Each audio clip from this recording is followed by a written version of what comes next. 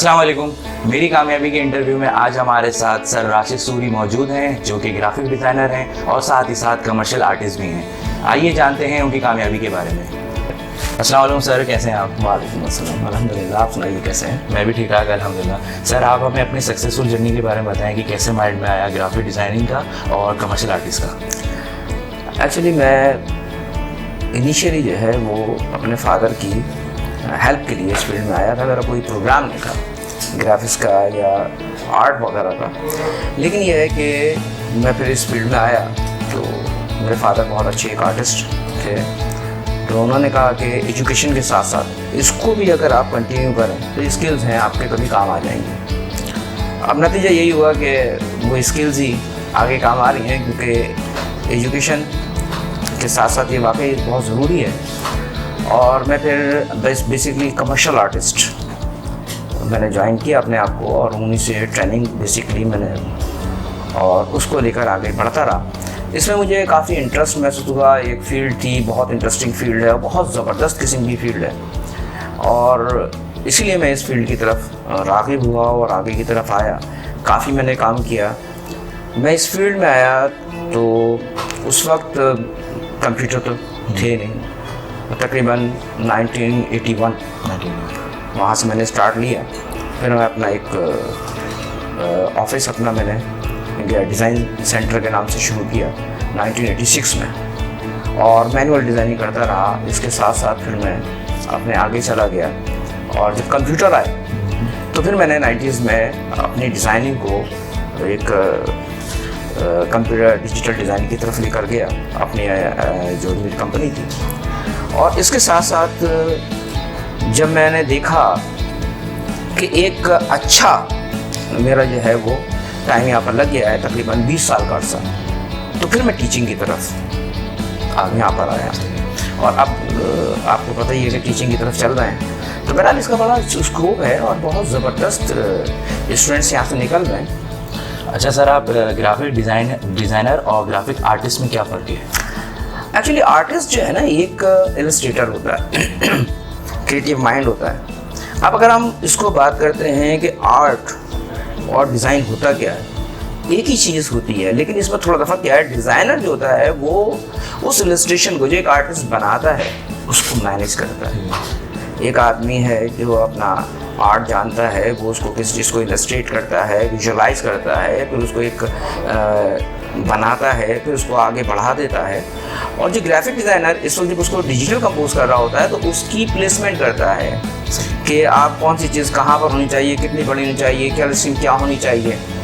तो ये थोड़ा सा एक छोटा सा फ़र्क है कि मैं अगर यूँ कहूँ कि आर्टिस्ट किसी चीज़ को क्रिएट करता है, यानी कि वो एक क्रिएटर है या एक इलस्ट्रेटर है, और डिज़ाइनर जो है वो उन चीज़ों को कंपोज करता है, यानी उनको एडजस्टमेंट करता है। वो अपना जैसे फोटोशॉप है, इलस्ट्रेटर है, डिज़ाइन है, कॉरल ड्रॉ है, ये तमाम टूल्स हैं, उनको इस्तेमाल करते हुए उसको लेता है कि हमने एक डिज़ाइनिंग जो है वो प्रिंट मीडिया के लिए देनी है, ये हमें डिजिटल मीडिया के लिए देनी है। अच्छा सर, फाइन आर्ट और कमर्शियल आर्ट में क्या फ़र्क होता है?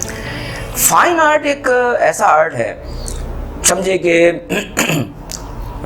इसको ये कहिए कि मेरी अपनी पैशन मेरा और मेरी अपनी क्रिएटिविटी, और मैं उसके अंदर कोई से मीडियम इस्तेमाल करूं, मैं उसके अंदर कोई से भी साइज़ इस्तेमाल करूं, कितने कलर्स इस्तेमाल करूं, इसमें किसी दूसरे आदमी का कोई कंसर्न नहीं है। लेकिन जब हम आते हैं अपना ग्राफिक डिज़ाइनिंग की तरफ, तो इसमें बहुत सारी चीज़ें हो जाती हैं। अब ग्राफिक डिज़ाइन भी हम जो काम कर रहे हैं तो एक्चुअली मोस्टली हम लोग कमर्शियल ग्राफिक्स ही कर रहे होते हैं। अब कमर्शियल ग्राफिक क्या होती है कि जनाब उसके अंदर हमारा जो क्लाइंट होता है उसकी भी रिक्वायरमेंट्स होती हैं। वो हमें लिमिट्स दे देता है कि आप जब काम करेंगे तो जी इसका साइज़ ही होना चाहिए, इसके साइज़ ही होने चाहिए, इसके अंदर हमें इस मीडिया के लिए चाहिए, प्लस ये कि उसके अंदर फाइन आर्ट भी होना चाहिए।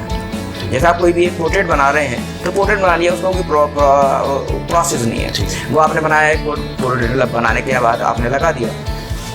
तो ऐसा होना चाहिए कि आदमी देखे और देखने के बाद कहे कि वाकई कोई चीज़ है। ठीक है जी। Sir, being a graphic designer तो लोगों के अंदर क्या क्वालिटीज़, क्या स्किल्स होनी चाहिए? देखिए, सबसे पहली बात तो ये है कि आदमी क्रिएटिव होना चाहिए। और दूसरी चीज़ ये है कि उसको मार्केट का पता होना चाहिए कि उसकी टारगेट मार्केट है क्या, का टारगेट ऑडियंस क्या है।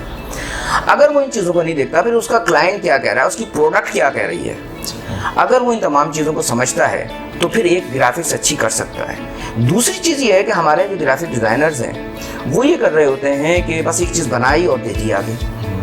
अब वो जाहिर सी बात है, जितना सीख के आ रहा है उतना वो आगे काम कर रहा है, लेकिन उसको इंडस्ट्री का भी पता होना चाहिए कि आप जब काम कर रहे हैं तो आपका जो ग्राफिक्स बना रहे हैं उसका आगे होगा क्या, वो किस प्रोसेस में जाएगा, किन किन मराहिल से गुजरेगा, उसमें क्या क्या ट्रबल शूटिंग्स आ जाएंगी, उसमें कलर्स रेंज क्या रखनी है, आपने प्रोपोर्शन क्या रखना है। एक्चुअली सबसे बड़ा जो मेजर प्रॉब्लम आ रहा है वो आ रहा है कि ग्राफिक्स में स्टूडेंट या जो न्यू हमारे ग्राफिक डिज़ाइनर्स हैं वो प्रोपोर्शन का ख्याल नहीं रखते, कलर्स का ख्याल नहीं रखते, और प्रोपोर्शन आउट हो जाता है तो हमारी ग्राफिक्स वैसे ख़राब हो जाती है। सर आजकल के ज़माने में ये ग्राफिक डिज़ाइनिंग का कितना स्कोप है? स्कोप तो हमारे यहाँ बहुत है, और समझ लीजिए कि ग्राफिक डिज़ाइनिंग है या प्रिंट इंडस्ट्री है, ये तो बैकबोन होती है किसी भी चीज़ की।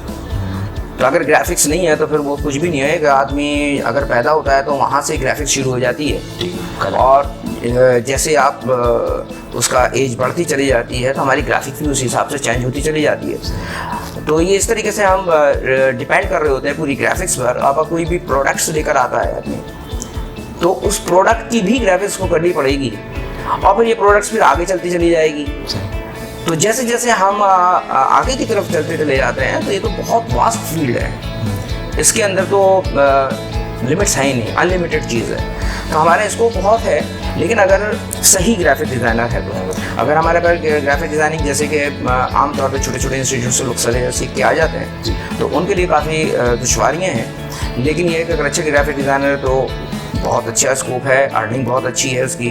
आप एडवर्टाइजिंग एजेंसीज में जा सकते हैं, आप चैनल्स में जा सकते हैं, आप अपने सॉफ्टवेयर हाउसेज में इस पर काम कर सकते हैं। प्लस ये है कि जो हमारी मल्टीनेशनल कंपनीज हैं उन्होंने इन हाउस एक ग्राफिक डिपार्टमेंट बनाया हुआ है, और इस वक्त तकरीबन हर कंपनी में ऐसी चीज़ मिल जाएगी आपको। कंपनीज हों, बैंक्स हों, हॉस्पिटल्स हों, तो इसको तो माशाल्लाह बहुत है हमारे पास। अच्छा सर, जैसे कि स्टूडेंट्स कहीं लैकिंग कर रहा होता है ग्राफिक डिज़ाइनिंग में, तो वो कैसे कवर अप करेगा? देखिए, उसको थोड़ा सा तो अपने सीनियर्स के साथ रहना पड़ेगा। थोड़ी सी आप इंटर्नशिप कीजिए कहीं पर, किसी अच्छी जगह पर, अच्छे लोगों के साथ मिलिए, और फील्ड के मुताबिक वो मालूमात होनी चाहिए। सपोज अगर मैं एक फ्लायर बना रहा हूँ तो मुझे पता होना चाहिए ये फ्लायर जो है वो किस प्रोसेस में जाएगा, इस पे मशीनरी कौन सी इस्तेमाल होगी, इसका अगला प्रोसेस क्या है, फिल्म्स क्या होती हैं, किस तरह बनती हैं, या आपके पास प्लेट्स किस तरह बनती हैं। अब हमारे पास एक नया ट्रेंड आ गया है कि CTP मशीन्स आ गई हैं, यानी कि फिल्म प्रोसेस भी इससे ख़त्म हो गया है। तो आप ग्राफिक्स टू प्लेट जा रहे होते हैं, कंप्यूटर टू प्लेट, उसके बाद हमारे पास प्रिंटिंग प्रोसेस होता है। तो इसमें हमें इन चीज़ों का भी पता होना चाहिए, किस मशीन में प्रिंट होगा, किस कंपनी के कलर्स यूज़ होंगे, क्योंकि वो मुख्तलिफ किस्म की मुख्तलिफ कंपनीज होती हैं, उसकी परसेंटेजेस अलग होती हैं, तो वो वेरिएशंस आ जाती हैं। उसकी वजह से उसको बहुत ज़्यादा प्रॉब्लम्स आती हैं कि ग्राफिक्स उसने सही कर ली लेकिन इंक्स गलत यूज़ हो गई, गलत मशीन्स यूज़ कर ली गई। तो थोड़ा सा उसको फील्ड के बारे में पता होना चाहिए। सर इसके अलावा और क्या मसरूफियात होती हैं आपकी? बस मसरूफियात तो ये है कि एक तो हम अपना इकरा यूनिवर्सिटी जी वहाँ पर टीचिंग कर रहे हैं, इसके अलावा अरीना मल्टीमीडिया में होते हैं, एक छोटा सा अपना एक इंस्टीट्यूट भी चला रहे हैं। और इसके साथ साथ मैं अभी ये जो बातें अभी आपसे की, इसमें कुछ प्रॉब्लम्स लोगों ने मुझसे डिस्कस की, तो मैं अभी एक चैनल भी शायद इंट्रोड्यूस करूँगा इंशाल्लाह। तो उसमें यह है कि जो स्टूडेंट्स हैं उनकी प्रॉब्लम्स ली जाएंगी और उनको कहाँ कहाँ लैकिंग्स होती हैं, कहाँ कहाँ प्रॉब्लम्स होती हैं, उनको रिजॉल्व करने की कोशिश करूँगा। ठीक है सर, आप हमारे व्यूअर्स को क्या मैसेज देना चाहेंगे?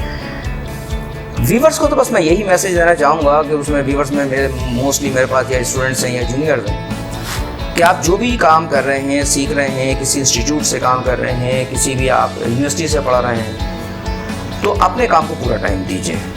और जिस भी फील्ड में काम कर रहे हैं, जो आपके पास कोर्सेज हैं, उसके बारे में थोड़ी सी मालूमात भी रखें। ऐसा नहीं है कि आप सीधा सा काम किया, सीख लिया, चले गए, तो सीखना मसले का हल नहीं है।